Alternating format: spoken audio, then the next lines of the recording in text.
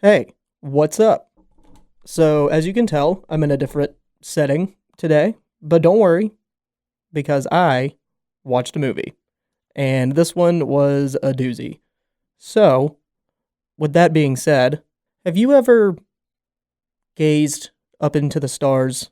Have you ever, I don't know, looked directly into an eclipse with absolutely zero eye protection and just wondered, what's up there, what's really going on up there? What kind of shenanigans are these aliens and whatnot getting into?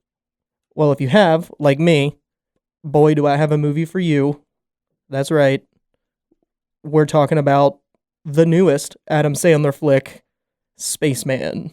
So, first of all, number one, this is going to be this. I am going to spoil the movie. So, if you for some reason haven't seen it yet, then that's on you. I don't know what to tell you.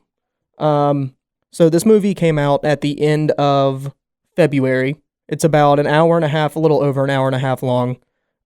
This is one of Adam Sandler's serious movies. So if you don't like his serious movies, then number one, you're missing out because they're really good. One example is like Uncut Gems. Great movie. And if you don't like serious Adam Sandler, then kick rocks. So this movie is about Adam Sandler going into space. He works for NASA, of course, because why else would he be in space? And basically, way off on the other side of Jupiter, there's this like strange purple anomaly that we're trying to figure out what it is. And so they send Adam Sandler on this 6-month mission where he is just locked in a space station all by himself, only communication to ground control. I don't think, has direct contact with his wife or family or anybody like that. So Adam Sandler, the cosmonaut himself, is up in space, and when you are alone and basically a silent, you start to think about stuff. Decisions you've made in life, all kinds of things. So while he's up there, we find out that he has been so infatuated with his work that he missed his wife, miscarried their baby, and basically he was too concerned with being at work, going on that next big mission, doing the next big thing, as opposed to being there for his wife at a serious time of need, as most sane people would be. So he goes on this mission, and while he's up there, he just starts to think. He starts to think about everything, and he starts to feel this guilt. He starts to feel every decision, everything he's done wrong, everything that he should have done instead of what he did. And that brings me to the next point, the characters. Now, I put characters in quotations because obviously there's Adam Sandler. There's really only characters there are in this movie. But while he's up there and he's all by his lonesome and he's thinking and reconsidering his entire life and every decision that he's made, he turns around and suddenly we are met with our big, hairy, 8-legged friend, Hanush. Now, Hanush is the great mystery of this movie. Throughout the movie, it's sort of up to interpretation if you want to believe that Hanush is real or if he is just a figment, just like Adam Sandler's subconscious, right? He's I don't want to say personified because he's a literal spider, but he is like a physical existence of the guilt and the whatever that Adam Sandler is feeling while he's up there in this space station by himself. And as the movie goes on, of course, at first, Adam Sandler is freaked out, as anyone would be, because, I mean, when I watch this, because it's kind of jarring at first. Throughout the movie, you get used to it, but at first, it is, like, pretty jarring to see this spider. Of course, Adam Sandler's immediately freaked out. He runs away from him, but no matter where he goes, what little room he locks himself in, he turns around, there's Hanush. In the bathroom, Hanush. Want to look outside at the stars, Hanush. He's everywhere. You can't escape this guy. Hanush speaks perfect English. He is voiced by Paul Dano. If you've seen The Batman with Robert Pattinson, he is the guy that plays the Riddler in that movie. He has. I don't know that much about Paul Dano outside of the Batman and all that stuff. I know he gets really into his roles, but in this movie, he's just a voice. He's just the voice of Hanush, so we don't actually see Paul Dano, of course. But his voice was perfect. His voice is like weirdly soothing, coming from a giant spider that we don't know if it's real or not real or what. But yeah, so Paul Dano is the spider, Hanush, and Adam Sandler. So the rest of the movie takes place in the space station, and it's basically just Adam Sandler and Hanush kind of getting to know each other. And one of the things that the way that they leave it up to interpretation for if Hanush is real or not is he explains why he's there, how he got in not how he got in the space station, but why he's in the space station. And his reasoning was that his planet was overrun by this parasite called, I think, the Kremlins. The Kremlins, I think, is what it's like it's a parasite, like a termite kind of thing. And it basically destroyed his whole planet. And he explains that he was basically just drifting through the cosmos, and he could sense the guilt and the shame and all these inside feelings that Adam Sandler is feeling while he's up there in the space station. So Hanush was drawn to that and wanted to go and basically learn more. He wanted to go and try to learn more about humans and why we feel these things.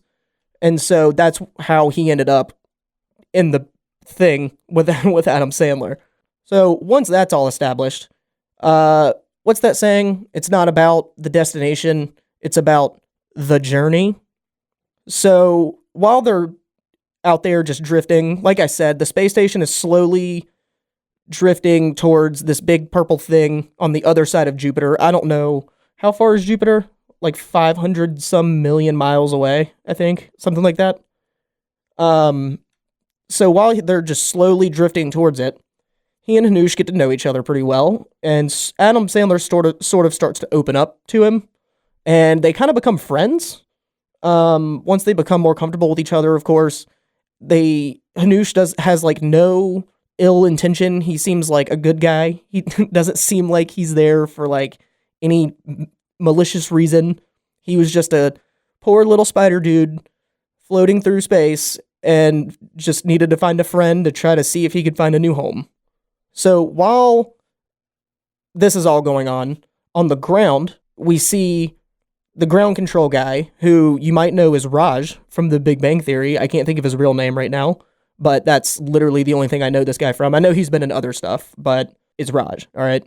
He's like the ground control guy. He's the guy that Adam Sandler is in contact with pretty much constantly. Adam Sandler in the movie has like this little thing on his collar that if he needs to talk to him, he can just push a button, and he's got direct contact with him.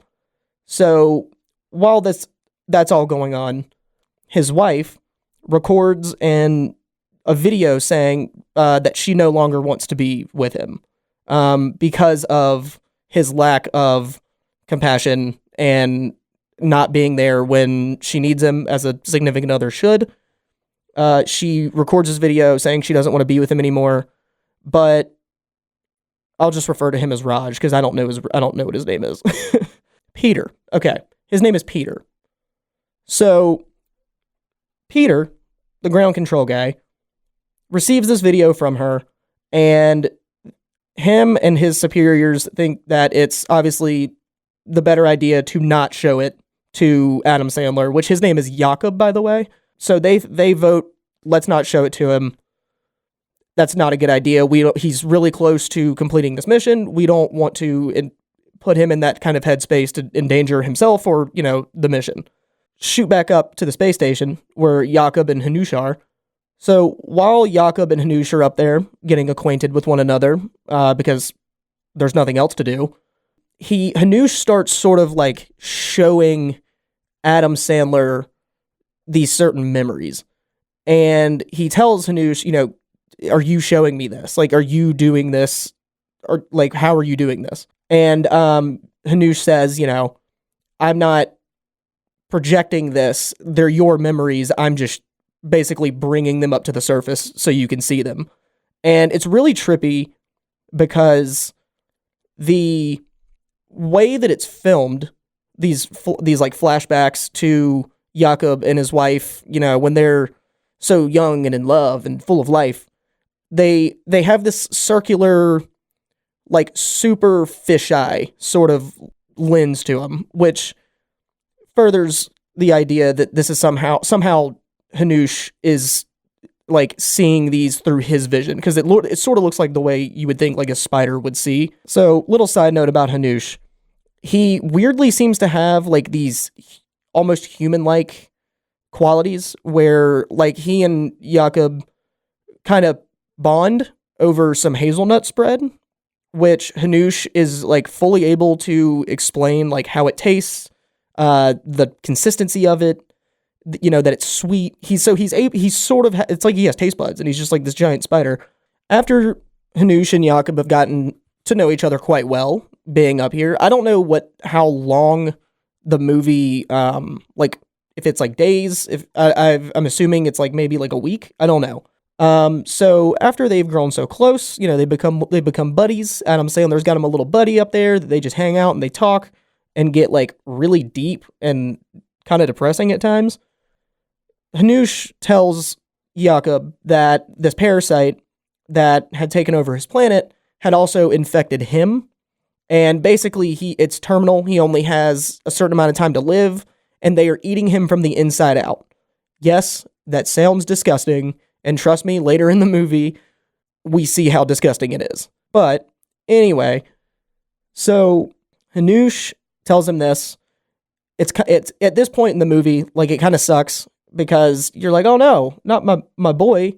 Which, for the record, when Hanush first pops up on the screen, I didn't know if I should throw my shoe at it or just burn my entire house down, because like I said, at first, it is jarring to see this thing. Like, it's freaky.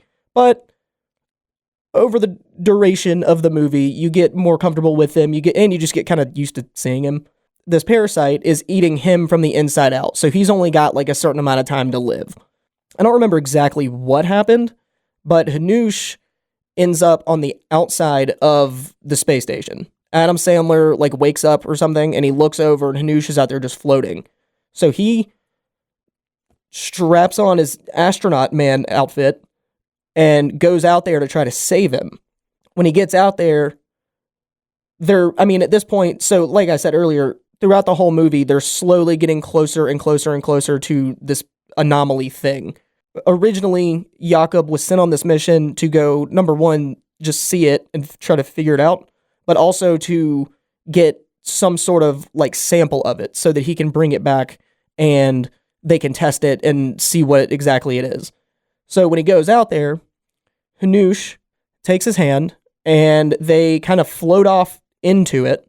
And when they get to it, they have like there's this whole dialogue where Hanush is explaining that this thing that they're going towards is the beginning and it's the end, which, what the hell does that even mean? I don't know. Your guess is as good as mine. But while they're up there, they are allegedly can feel every vibration in the universe. They can feel it. It's just like, I'm assuming this sort of like euphoric thing. And so once they're out there, they have this really like deep dialogue about life and death and all this stuff. And that's when Hanush succumbs to the parasites, which is disgusting. Disgusting, I tell you. Maybe you guys won't think it's as gross as I did, but I thought it was like super disgusting the way that happens. He succumbs to the parasites that took over his planet, and basically Jakob is up there now where, now since he's had all this time to reflect and feel guilty and this and that, he's in the headspace now of, well, if I'm gonna unalive myself, this is the place to do it. I'm literally floating in like an unexplored pocket of the universe where I'm feeling every vibration ever, the beginning and the end, whatever. So when he does that, he shuts his eyes, cuts to another space station that comes and finds him out there just floating. They reel him in, and it turns out that this is the South Korean version of NASA is. I don't know if they're still NASA or if it's a different company. I don't know. He's found by South Koreans. They get him in there. They nurse him back to health. And he's finally able to actually get on the phone with his wife. And basically he gets on the phone and he apologizes about being such a dickhead and all this other stuff. Basically, it ends on a cliffhanger of seeming like when he gets down back to Earth, she seems like she might be willing to reconcile things and, hear him out. So, in conclusion, ladies and gentlemen, time to put on your tinfoil hats if you didn't already. Despite getting not really tremendous reviews, I think on IMDb it's got like a 5.5 out of 10. I actually enjoyed this movie quite a bit. Me personally, I'm very into space and aliens and stuff, of course, but I'm really into the way, as human beings, all we know is how human beings work. We don't know about how stuff in other universes or galaxies or whatever you want to call it, how that operates, how that functions. So when I see a movie where it's so hard to explain the way that something functions, and it makes me like use my brain, I like that. And this movie was one of those movies where that was like what kind of kept me interested, because it does get kind of dull at times. There's a lot of dialogue. And one of my biggest problems when I watched reviews of this movie or read reviews of this movie, there are way too many. I'm going to rant for a second. Hold on. There are way too many comparisons to Interstellar. I've only seen Interstellar like once, okay? Go ahead, sue me. I don't care. It was okay. I wasn't absolutely blown away like a lot of people were, but this movie is the whole tone and vibe is different than Interstellar. I think it's kind of a misjudgment to compare this to Interstellar because it's a totally different plot, it's a totally different story. It's just different. Just because it's about space doesn't mean we have to compare it to Interstellar. It's dumb. Overall, the acting, Adam Sandler, like I said, he absolutely kills it. In the same vein that he did in Uncut Gems, like I mentioned earlier. If you think in this day and age that Adam Sandler is only just like the goofy, funny guy, you're missing out tremendously. That dude can act his ass off. And it's movies like this that he really shows that. And you just have to respect it. Aside from Adam Sandler, Paul Dano, like I said, his voice is weirdly soothing coming from a giant, disgusting spider.